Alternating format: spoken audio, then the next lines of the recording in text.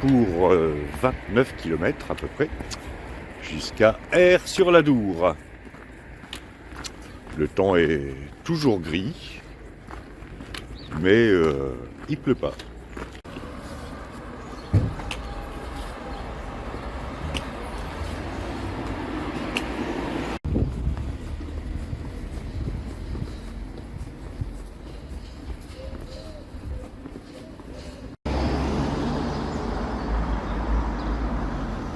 Et je quitte Nogaro en commençant par une petite montée pour changer.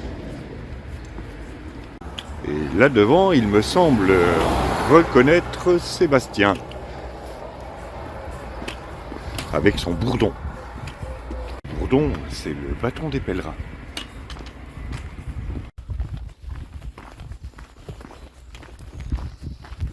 Bon, j'ai enfin quitté la route. Du coup, on va pouvoir reprendre la guerre de 100 ans. Si je trouve pas quelque chose à filmer entre temps.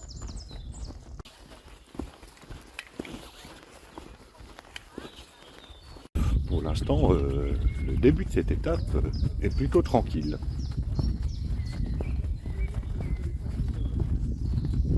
Avant de parler de la guerre de 100 ans et de la dérouler chronologiquement, on va parler un peu de ce que furent ses causes selon les historiens.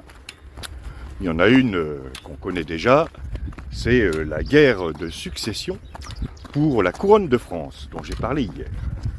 Deuxième cause, les querelles constantes entre les Plantagenets et les Valois pour la possession des fiefs de Guyenne. Guyenne qui, en fonction des traités de paix signés entre les rois de France et les rois d'Angleterre, finira par englober le Périgord, la Gascogne, le Quercy, la Chênaie, l'Armagnac où je me trouve en ce moment.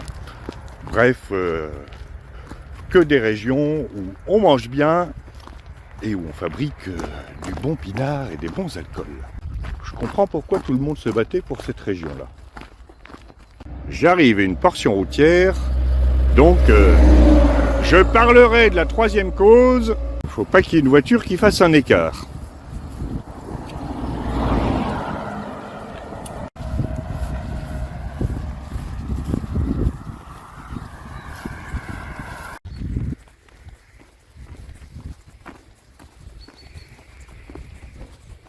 Maintenant que je suis revenu sur un chemin, je vais parler de la troisième cause qui est assez complexe.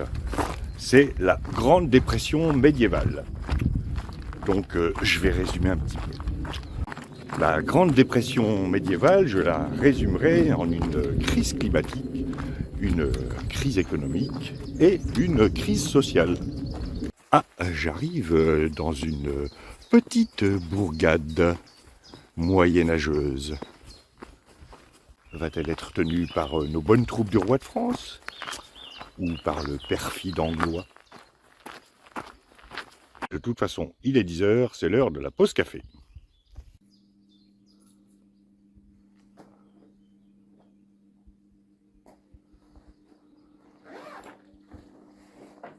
Bon, il est bon le gâteau, Sébastien? Oui, très bon. On peut le tester, très bon. C'est vrai que le gâteau est bon. Fin de cette petite pause café de 10h qui a fait du bien. Et vous remarquerez que je ne me suis pas arrêté dans un PMU cette fois. Ah, c'était vraiment cool quand même. Reprenons donc avec le troisième facteur qui explique la guerre de 100 ans, en partie.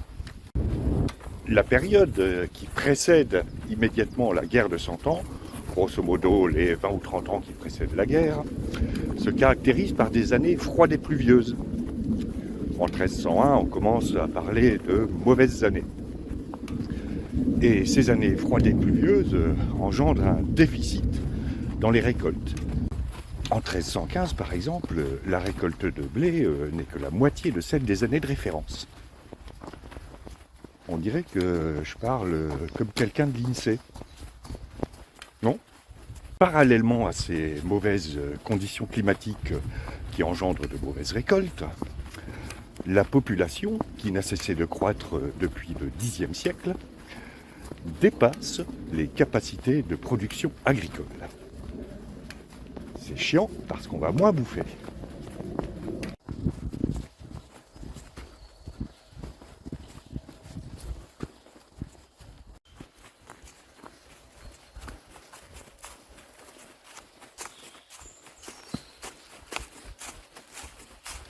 Je profite un peu du sous-bois parce que après, je vais vous parler des revenus fiscaux des seigneurs. Et je vais en tirer une maxime, quand tu marches dans le sous-bois, ne pense pas aux revenus fiscaux des seigneurs aux abois. Pas mal, non? Moi j'aime bien. C'était la maxime du jour. Ah, quand même! Si vous vous demandez pourquoi je me réjouis qu'il y ait la pluie, c'est parce que je me suis dit que parler des années froides et pluvieuses au XIVe siècle, sous le sec, ça aurait pas fait véridique. Du coup, j'ai demandé à la production de m'envoyer la pluie. Et elle me l'a envoyé. Trop cool. Ah bon, c'est quelques gouttes, hein. On n'est pas à Hollywood. Je vais peut-être couvrir mon sac et mettre ma veste du coup.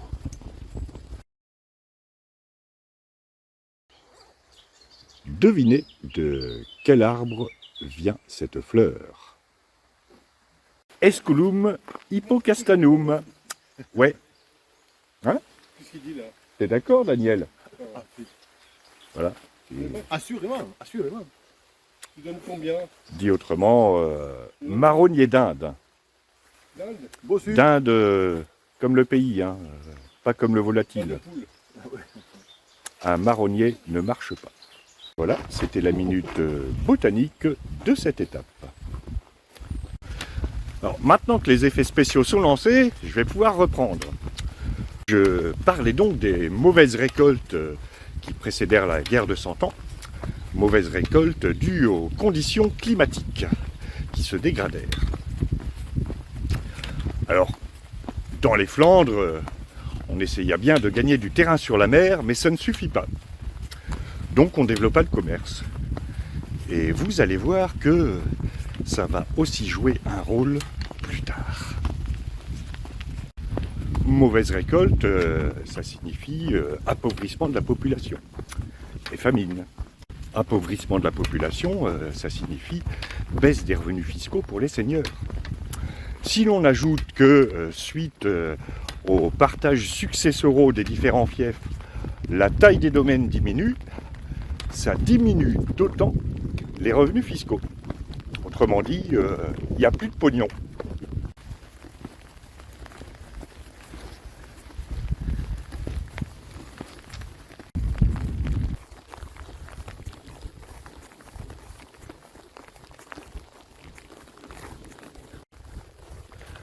Comme les effets spéciaux ils vont un peu fort là, je crois que je vais mettre la cape de pluie. Dès que j'aurai trouvé un arbre où m'abriter. Ce qui n'est pas évident dans le coin.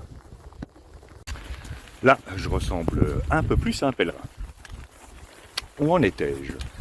Ah oui, il n'y a plus de pognon. Quand les pauvres ont plus de pognon, ils meurent parce qu'ils n'ont plus rien à manger.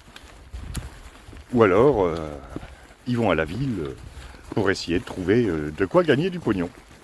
Cet exode rural va d'ailleurs engendrer quelques tensions supplémentaires dans les villes. Quand les seigneurs ont plus assez de pognon pour satisfaire leur train de vie, qu'est-ce qu'ils font? Ils vont le chercher chez les pauvres. Parce que bon, passer d'un chevreuil par personne au dîner à un demi-chevreuil, c'est inacceptable. Je sais pas, c'est comme si on demandait à un milliardaire de prendre une chambre à moins de 5 000 € dans un hôtel. Moins de 5 000 €, c'est pour les manants. Du coup, les seigneurs vont chercher le pognon là où il est. Et en tout cas, là où il est produit. Chez les pauvres. Eh ouais. Alors, comme McKinsey n'existe pas encore à l'époque, On ne peut pas faire de beaux PowerPoint en parchemin pour leur expliquer qu'ils doivent travailler plus et plus longtemps pour que leur seigneur ait plus de pognon. D'où certaines tensions entre les différentes catégories de la population.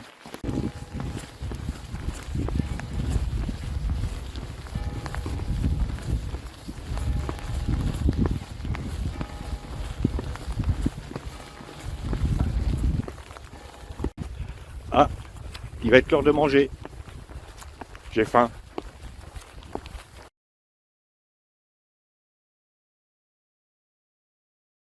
Mais les nobles sont futés. Ouais. Ils ont fait les grandes écoles de management. Vous savez, celles qui forment les jeunes de 25 ans qui vont expliquer à un ouvrier qui a 40 ans de boîte comment bosser. Eh ben, je suis sûr qu'ils sont allés aux mêmes écoles. Voir à l'ENA. Ah, tiens, je parle d'ENA et il y a juste des ânes devant moi. Regardez.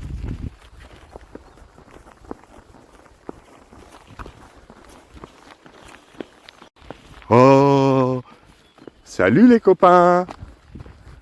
Vous êtes de quelle promotion ?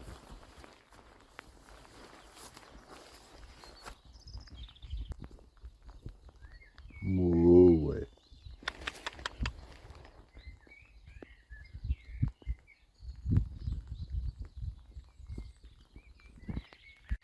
Je me méfie parce qu'il y en a un qui a essayé de me manger mon téléphone il y a quelques jours.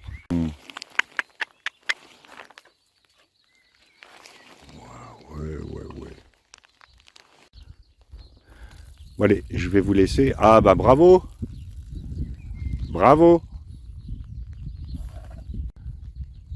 Bon, je vais vous laisser parce que j'ai la guerre de 100 ans à raconter. Hein. Voilà, c'était l'instant ENA de cette étape. Je sais pas si je m'étais déjà moqué de l'ENA. Faudra que je vérifie. Bon, où en étais-je ? Ah oui. Chercher du pognon pour les seigneurs. L'autre moyen de trouver du pognon pour le seigneur, c'est d'aller voir chez le voisin, qui lui a certainement du pognon. Il a des terres, donc une production agricole ou d'autres biens. On ne connaît pas encore tellement les services. Hein. Donc, si on lui prend ses terres, on lui prend ses productions et ses pauvres qui produisent. Donc on lui prend son pognon.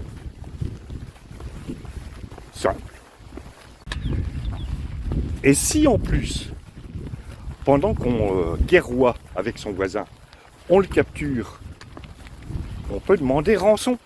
C'était courant à l'époque. Qui dit rançon, dit pognon. Oh, quelle belle mécanique.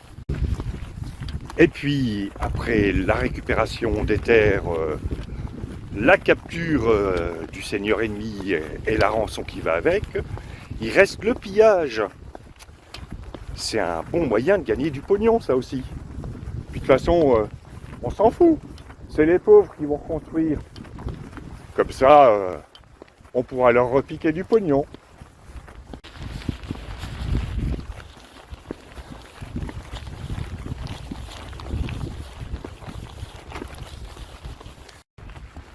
Mais la guerre, ça coûte cher. Il faut du pognon pour la guerre. Donc, faut augmenter les impôts. D'où augmentation de la pression fiscale, mécontentement, troubles, etc. Tout ça, quand même, ça me rappelle des situations à d'autres époques. Je sais plus lesquelles. Bon, j'ai quitté la route, c'est déjà ça. Vis-à-vis de la Grande Dépression médiévale, je ne parlerai pas de la peste de 1348, donc qui est intervenue une dizaine d'après le début de la guerre de 100 ans. Ce serait encore compliqué les choses, que la situation était déjà pas bien brillante. Un peu comme le Covid.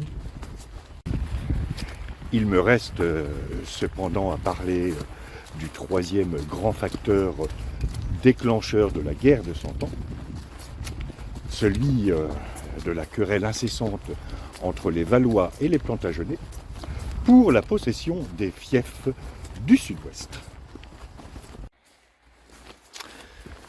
Et je vous en parle relativement brièvement après cette ligne droite dans la gadoue et sous la pluie. Ligne droite longue comme un jour sans pain, ou alors un apéro sans cacahuètes, ni saucisson, ni olive. Oh, ça c'est dur quand même.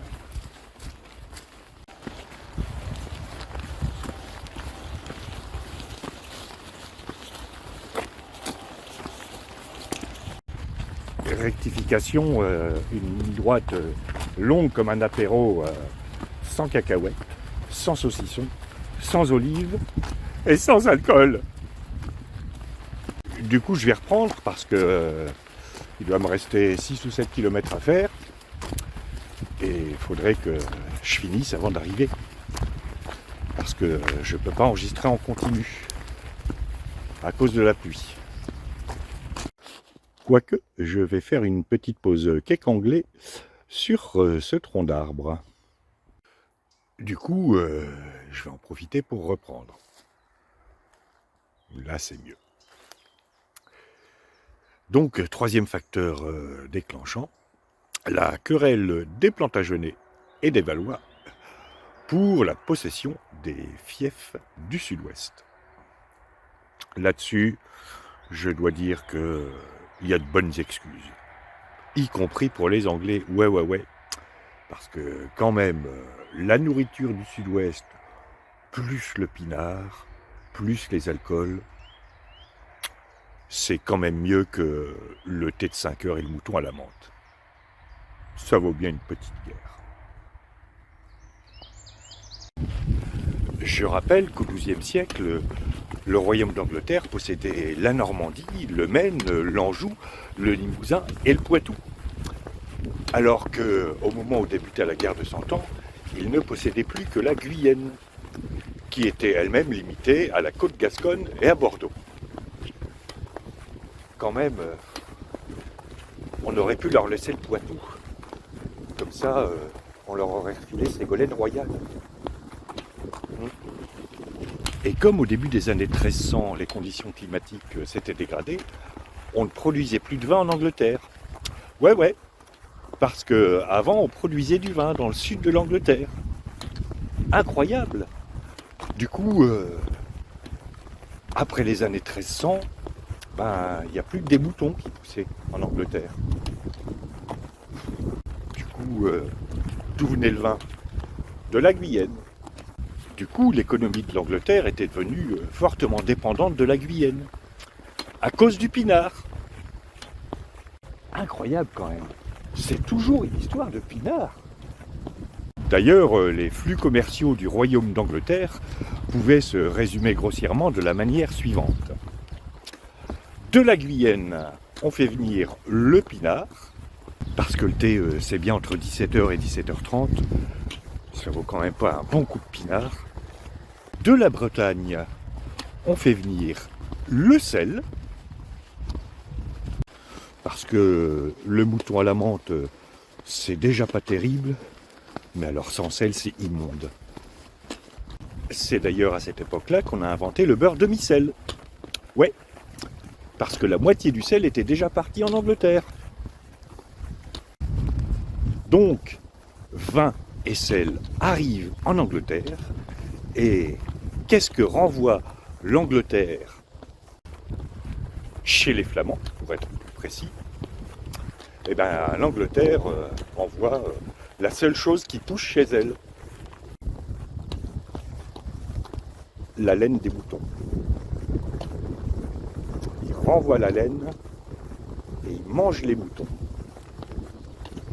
Avec de la menthe. Et un petit peu de sel. Pourquoi envoyer la laine vers les Flandres? Tout simplement, comme je l'ai dit précédemment, que les Flamands étaient trop nombreux, qu'ils n'avaient plus assez de terre, qu'ils n'avaient pas réussi à en gagner sur la mer, et donc ils ont développé le commerce. Et du coup, ils ont fabriqué des draps avec la laine de l'Angleterre, qu'ils ont vendu partout ailleurs, parce que ça se refroidissait pas mal au début des années 1300. Et il n'y avait pas le chauffage central. Voilà, maintenant le décor est planté, malgré cette histoire quelque peu hachée encore aujourd'hui. J'aurais peut-être pas dû demander les effets spéciaux de pluie. J'aurais bien commencé la chronologie aujourd'hui, mais j'arrive bientôt à l'Aire-sur-Adour, plus tôt que prévu. La pluie m'a fait courir.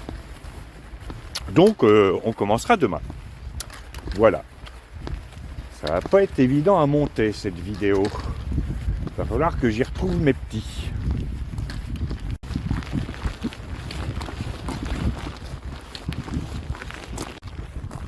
J'espère que ça va pas être comme ça demain. Sinon, 30 km ça va être long. Et après-demain, 32. Et après-demain, 31. Oh, ça va être long. Ah, j'arrive au bout de la ligne droite à Barcelone du Gers. Donc juste avant l'Aire-sur-l'Adour. Et j'ai quitté le Gers pour entrer dans les Landes. Les Pyrénées se rapprochent. Ouh. Voilà, j'arrive à Aire-sur-l'Adour. Bon, il doit me rester encore un bon kilomètre à faire avant d'arriver au centre-ville. Maintenant, je trouve la chapelle des Ursulines. C'est l'endroit où je dors ce soir. Voilà le centre de l'Aire-sur-Adour. Pas fâché d'arriver. Et comme je suis arrivé tôt, je crois que je vais me réchauffer là-bas.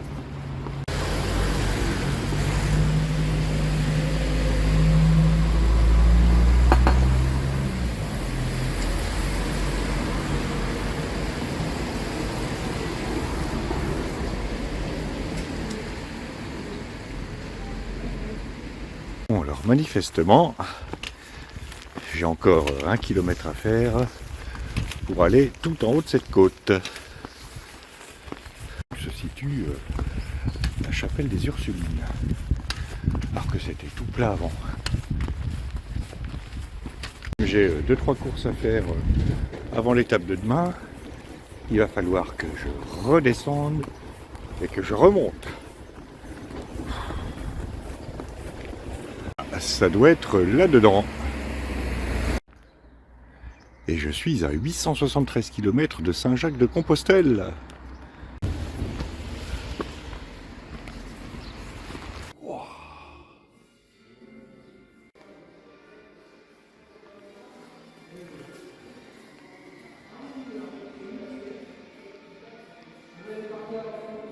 Je dois dire que cet hébergement, il déchire.